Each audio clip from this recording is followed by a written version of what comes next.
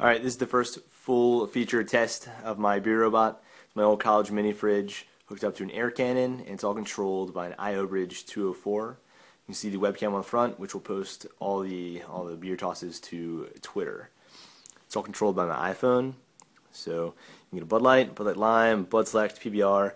You can change the temperature, warm or colder, and it broadcasts the temperature right there in the corner. So let's see if we can get a Bud Light.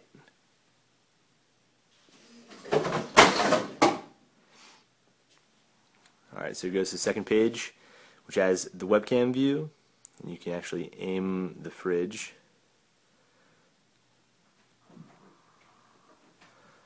I think it was good where it was.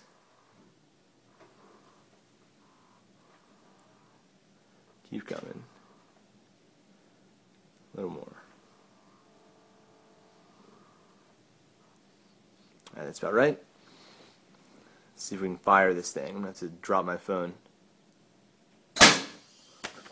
There it is.